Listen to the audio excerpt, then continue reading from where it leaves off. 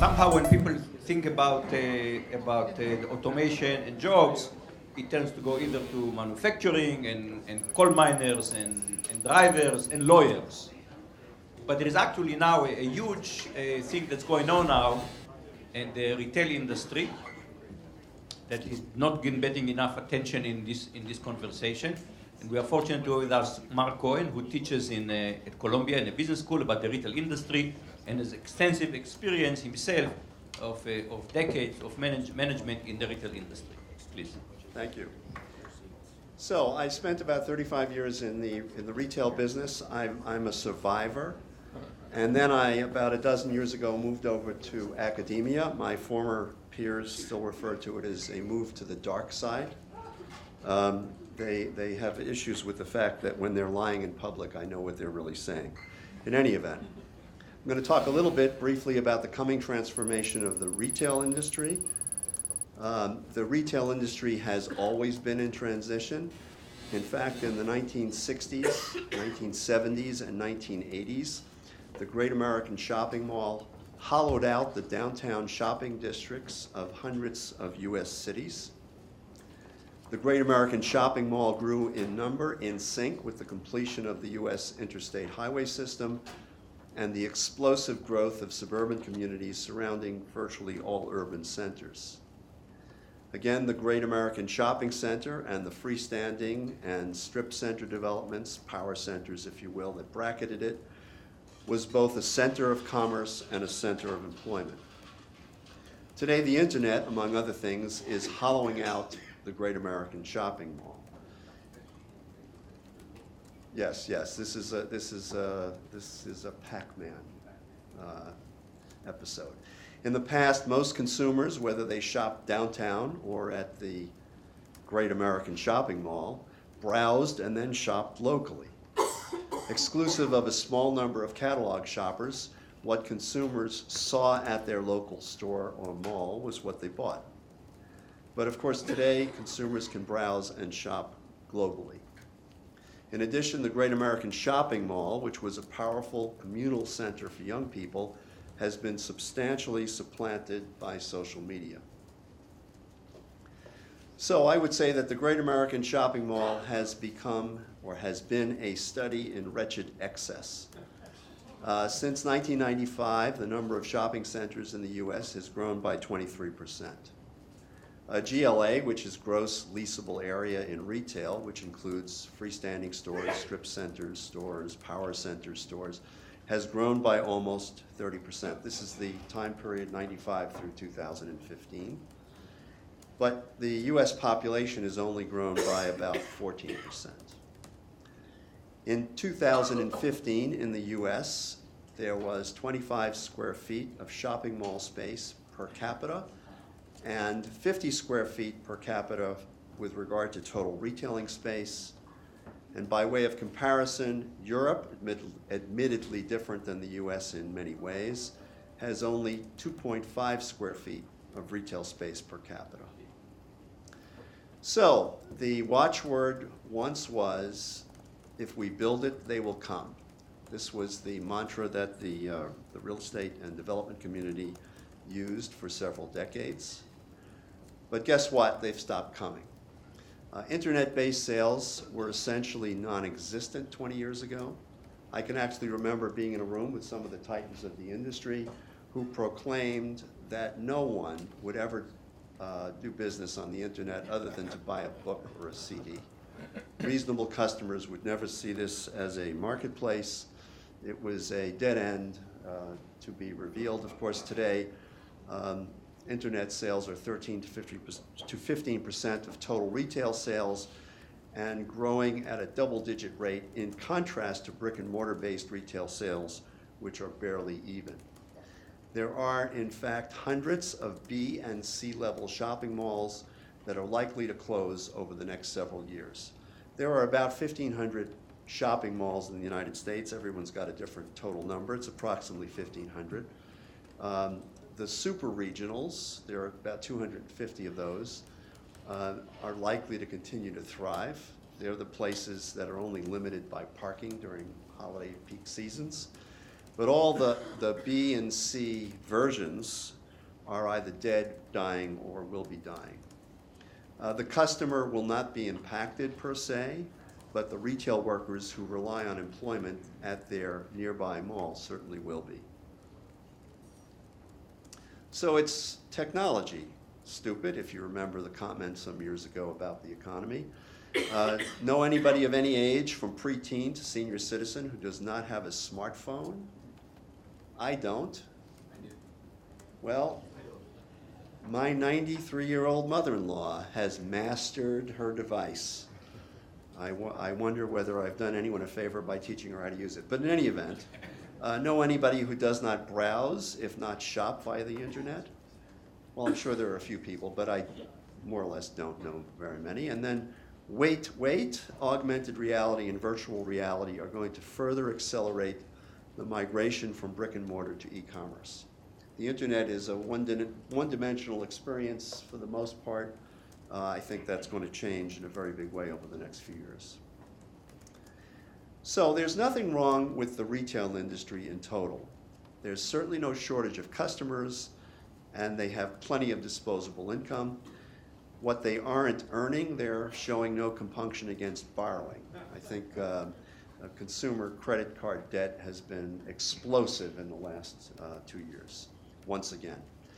And they have not lost in the slightest way a predisposition to acquire things that they don't need, but that they want. This is a worldwide phenomenon. But what about this retail apocalypse that we keep hearing about? Well, there's no apocalypse at Amazon. In fact, they have a 44% market share of all US internet sales. Yes, there is an apocalypse at department stores like Macy's, JCPenney, and Sears, and hapless, featureless specialty stores like, for example, J.Crew, Gap, and Abercrombie & Fitch. Many legacy retailers who aren't already dead are marching toward oblivion at an alarming pace. Their assortments aren't suitably differentiated, their pricing has no integrity and is unsustainable. They aren't suitably productive to manage e-commerce profitably, and many lack the leadership necessary to navigate their transformation from where they've been to where they must go to remain viable. On that note, I'm happy to field any questions that you might have.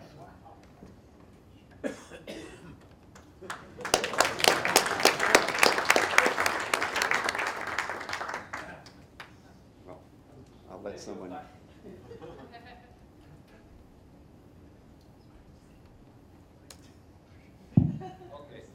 We have plenty of time for questions, even for very short speeches.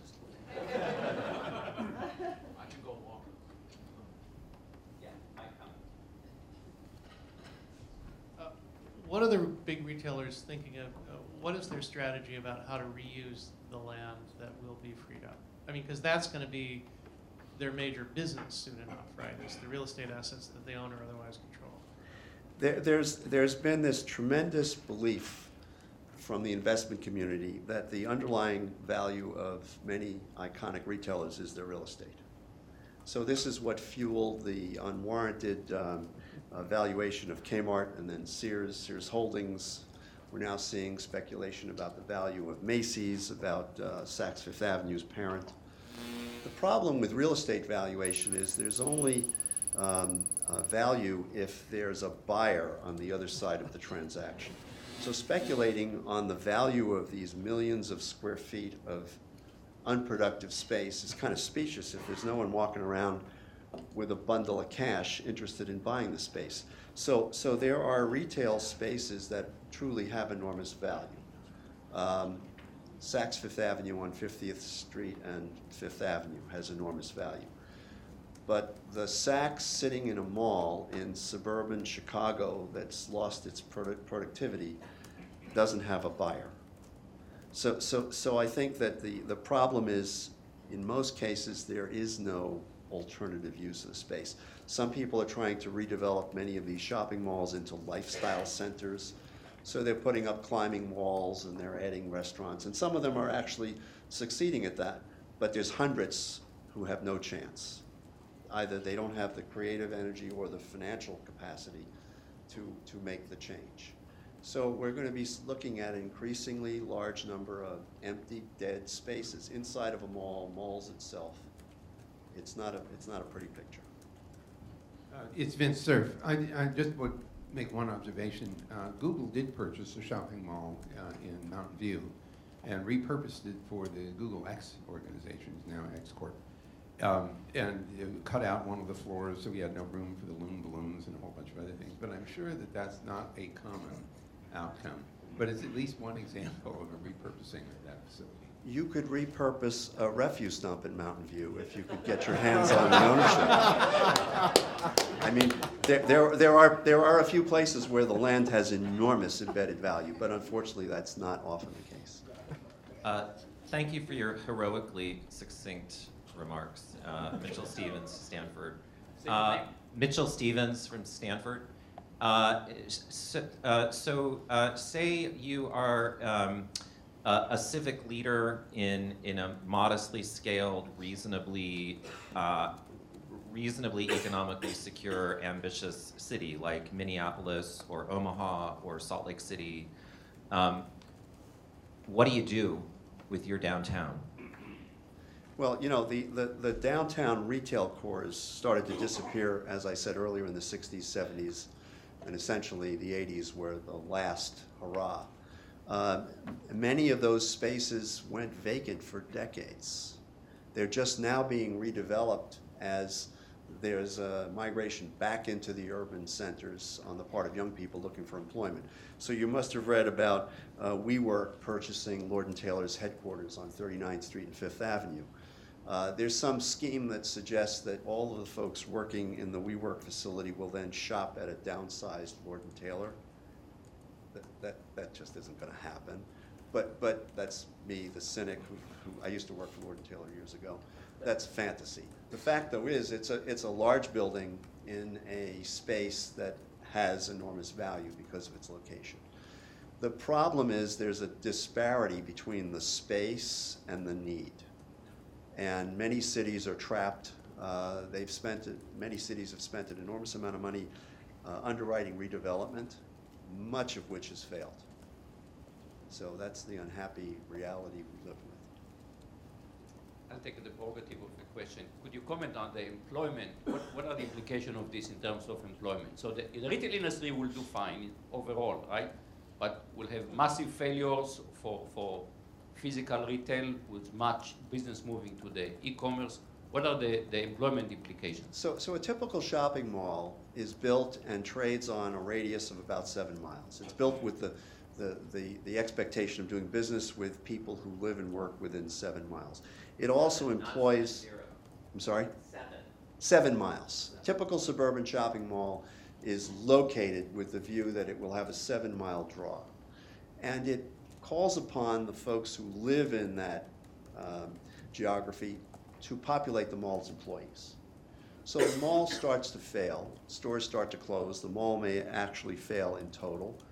Those folks who are taking advantage of a 77-hour flexible work week, admittedly making close to minimum wage, but using the flexibility of scheduling to their advantage, don't have the opportunity to commute 50 miles to the next latest Amazon fulfillment center that's being built that is hiring. So there's a tremendous dislocation that's occurring. There are hundreds of thousands of retail workers losing their jobs, but they aren't able to be reemployed either in fact or in numbers. And I think this is a crisis of enormous consequence because unlike the ubiquitous hapless coal miners in Wyoming and West Virginia, who we read a lot about, these folks are living and working everywhere in the United States. And they are being displaced in dribs and drabs. And in total, the number is staggering. And it speaks to a tremendous crisis in terms of retraining, education, replacement, if you will, and I'm not sure anybody's really wrapped their arms around it fully. Sheldon?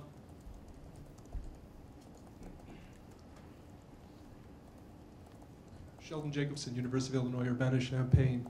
If you look at the growth, and I'll use Cyber Monday as an example, we're seeing double-digit growth from year to year, yet bricks and mortar growth on similar time periods is minuscule, 1, 2, 3%.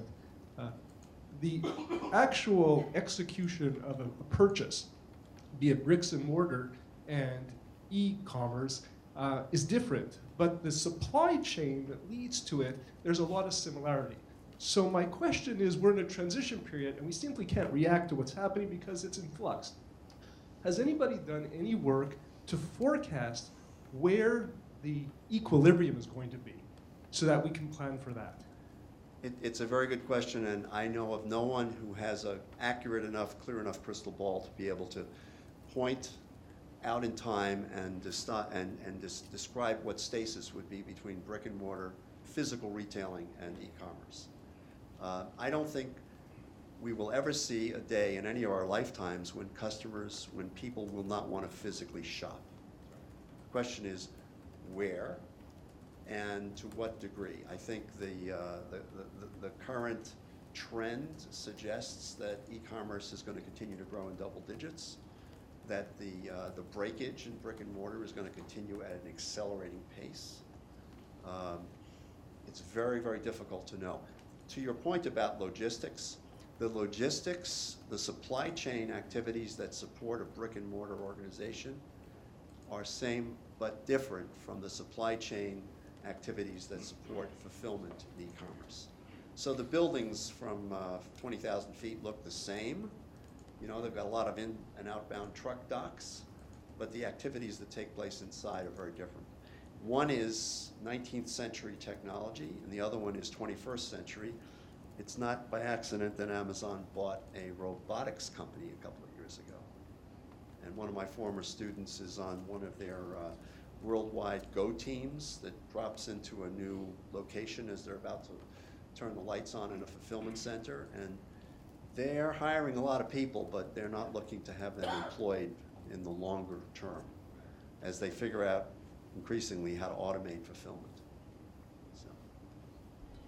Could you comment at all about what you think of Sears going back to issuing a catalog after all these years, and again, sort of back to the future with the catalog 19th century? And then the other question is, do you think that there will be any movement on the part of the big retailers to return to a service model in stores where people actually take care of customers instead of never finding anyone? It's sort of a nightmare to shop. So those are two very loaded questions, so I'm going to try to be very brief. I worked for Sears Roebuck for 3 years as the president of Softline's chief marketing officer. Then I went up to Canada as chairman CEO for another 3 or 4 years. So I'm going to engage in a little bit of a rant. Sears Roebuck, which was the largest retailer in the world, Sears Roebuck, which was through its original big book catalog, the Internet of all things, is a study in tragic, wretched, mismanagement. I have to be polite because I don't know almost anybody here, and I don't want to be uninvited, but say what my thing. So at the end of the day, Sears has been in the grasp of a financial engineer who's seemingly done a brilliant job of stripping the assets of the enterprise. And so there has never been, since 2000 essentially, any possibility of a Sears turnaround. There's never been any reality to a Sears forward strategy, and there certainly isn't one now. Sears is toast. They'll stay in business for a few more years as long as it serves Eddie Lampert's interests to keep the thing propped up. To your point about service, so why do people flock to the internet even if they're not necessarily tech savvy or early adopters? Well, one of the reasons is they're so fed up with the miserable experience that they face in stores, not only in finding someone to help them, but in encountering someone who has no interest in helping them. How often have we all approached someone in the store only to have them sort of turn away, walk away, or point us to someone else, or basically inform us that they'll be with us when they get off their phone with their boyfriend or girlfriend? I mean, this is real life. So I think there's a tremendous opportunity for service to become a viable, powerful force of nature as it once was in the business, but it requires a tremendous amount of hard work and leadership, and it costs a lot of money. And it's human-style interaction as opposed to something that lends itself to technology. There are retailers out there who do provide wonderful service, and frankly, many of them do just fine. I'll give you an example. This is one of the largest retailers in the world, one of the most productive retailers in the world, that does not have a particularly large internet component, and it's called Costco. And Costco, among other things that they do well, provides, in my opinion, great customer service. Who would have thought in a warehouse, of all things? So I hope I answered your question. Bob? One thing that's clearly going to boom is delivery services. So the question is, what do you think is the employment prospects in delivery service? Well, I don't think we're going to see drones dropping packages into our outstretched arms anytime soon. You know, you get a text that says, leave your home and be prepared to receive your package. I imagine it's happening in the future, but I don't think anytime soon. The fact is there's a limitation on e-commerce that all of the players face, in that they have to convey the customer's purchase, that last meter. Many customers cannot receive a package on their doorstep, or they don't want to have a package left on their doorstep. So there's a tremendous element of inconvenience that stops them. I would suspect that if all of us pooled our resources and bought a galvanized steel, a galvanized rolling mill, and all of us collectively came up with a suitably designed mailbox that could be bolted outside of our home that would accept 90% of the packages that we typically receive. One section of the mailbox would be inbound packages, the other section would be things we would place for returns. And our UPS driver, whether it's a human being or a robot in the future, could visit us in the middle of the night and avoid all that enormous congestion and grant us our package, remove our return, and we could sleep happily knowing that the next morning we would have fulfilled our urge of the day before, the night before, in buying something. So this is an issue. I'm not an investment advisor, but I would say that FedEx and UPS and others are going to have a very, very important future as they continue to convey products that we formerly went to a store and picked up ourselves. So I hope that answers your question. Diane? Hi, Diane Bailey, UT Austin. About a decade and a half ago, I heard a lot about mass customization and Joseph Pine's idea of experience economy.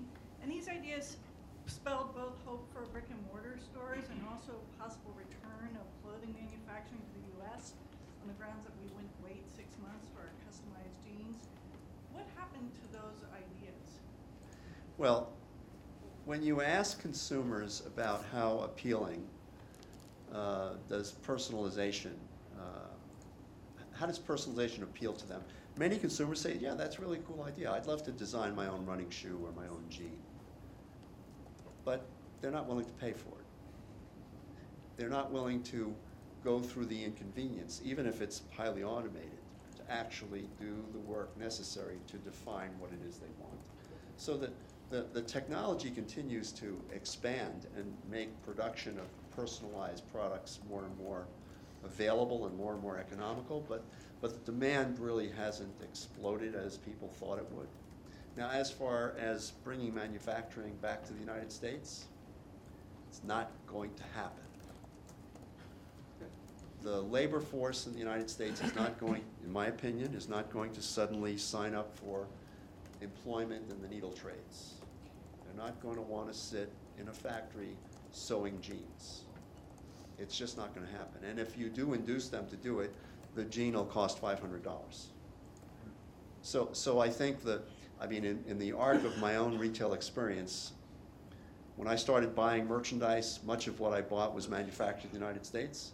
I watched those factories begin to do missionary work in Asia by shipping some equipment over there. The equipment was installed, in fact, in Hong Kong, inside of surplus Quonset huts on dirt floors. Now, fast forward 40 years, those factories in Asia are the absolute state of the art. They are extraordinarily well-engineered and extraordinarily efficient. And I can't imagine, regardless of the madness that's going on in this very city, that anything is going to cause this industry to come back in any meaningful way. So I also think that if we ever had seen, or if we yet to see, the imposition of a border tax, we're also looking at the next recession, because retail prices would immediately have to jump up 15 to 20% to accommodate it. I think that issue has been decided to be dead. Let's hope so. So. Last two questions. Okay, this has to do with the fact that we see an increasing amount of software showing up in a lot of products. My wife and I have Teslas, and one thing in the morning is that it tells you, hi, I can do a new thing that I couldn't do yesterday. I'm just sort of wondering whether the increase in the amount of software associated with the things that we buy will translate into not having to purchase the basic platform as often, and that most of the updates will turn out to be software. But does that change anything in your view? How many of you have an Alexa or an Echo device? Or, excuse me, a Google Home, to be fair. So these devices are connected. These devices are increasingly human-like in their interaction. They're responsive, and they are agents of retail. So you can say to your device, I'd like a case of Poland water, and depending on where you live, you can have it in 2 hours, the next day, or in 2 days. That's all you have to do. I think the challenge for technologists is to make the technology completely invisible, so that the average man and woman on the street does not have to seek out a 12-year-old child to explain how to survive the update, which is increasingly an issue. Last question, Kevin. Kevin Finneran at the National Academy of Sciences. You describe how different the retail environment is in the United States from what it is in Europe, and anybody who's shopped in Japan knows that there are so many service people when you get off the escalator you don't know what to do. What are the chances that the retail environment could change in ways that seem totally alien to our culture? I mean, when I drove cross country, every little town has these little espresso places set up outside the town. I mean, I don't think this is the future of the U.S. industry, but it struck me that there are opportunities or ways of selling and doing business that might appeal to us the way that coffee shops appeal to us, even though they didn't exist 30 years ago that we borrowed from Europe. Are there any models out there that we might follow, or we can see if we can follow? I don't know of any models. I think, though, what we're looking at is a landscape that looks like what you see after a terrible fire. It's barren, it's a wasteland, and then a year or two later, these green shoots start rising up. And if you wait long enough, they become new forests that sometimes look very different than what was originally there. I have two students who walked into my office as they graduated and announced that they wanted to start their own business. I said, that's great, and they're both from investment banking and private equity before going to business school. What do you want to do? They wanted to start a men's boot company. So I said, okay, that's cool. What do you guys, the two of you, know about men's boots? And the answer was nothing. So what do you know about menswear or footwear? Nothing. Do you have anybody in your family who has some expertise or some capacity? The answer was nothing. I said, cool, okay, so are you willing to go do your homework? And they both earnestly said yes. They were looking for help. I hooked them up with an old shoe dog who's forgotten more about footwear than most of us have ever known. He and others took them to school. Well, they started a company called the Thursday, this is a plug. I don't have any skin in this game. They started a company called the Thursday Boot Company. 8 months into business, they hit break even. They're now about 2.5 years old. They're doing about 20 some odd $1 million. They're making a little bit of money. They're producing goods in Mexico and now in the United States. They're committed to creating an excellent product that's very high quality at moderate prices. This is the white space that they identified that they're seeking success from. And I think there are tens of thousands of businesses like this cropping up because the price of entry has become so low. Most of them are going to fail, but many of them will become brilliantly successful, and who knows what they'll look like in the years to come.